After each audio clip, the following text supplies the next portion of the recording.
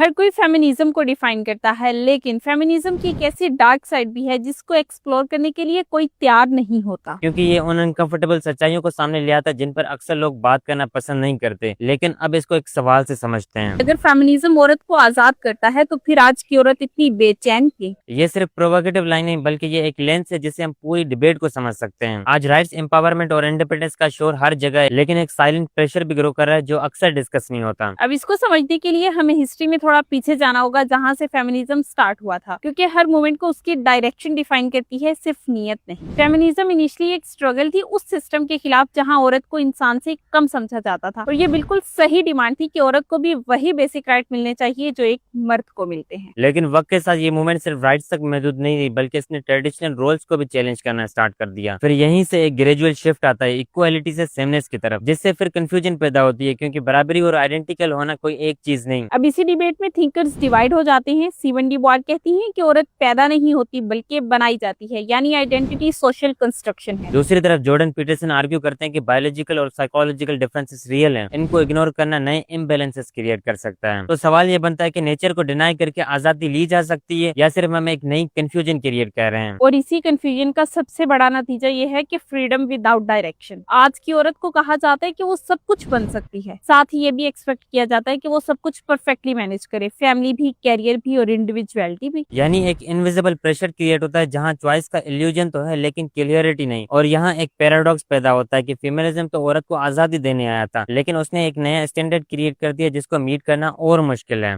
अब मुस्लिम सोसाइटीज में ये इशू और भी ज्यादा गहरा हो जाता है। एक तरफ वो लोग हैं जो फेमिनिज्म को पूरी तरह रिजेक्ट करते हैं, जबकि दूसरी तरफ वो लोग हैं जो बिना सोचे समझे फेमिनिज्म को अडॉप्ट करते हैं। हालांकि इस्लाम ने पहले ही औरत को राइट्स, डिग्निटी और बैलेंस रोल दिया है, ना उसे अननेचुरल कंपटीशन में डाला, ना उसे दबाया। तो असल क्लेश इस्लाम और फेमिनिज्म का नहीं बल्कि एक्सट्रीम्स का है। तो आखिर में सवाल ये कि क्या इशू फेमिनिज्म का है या हमने फ्रीडम को एक स्लोगन बना के रख दिया है without understanding its psychological and social cost. शायद प्रॉब्लम्स आइडियोलॉजी नहीं बल्कि वो एक्सपेक्टेशंस हैं जो हर सिस्टम अपने साथ क्वाइटली इंट्रोड्यूस करता है।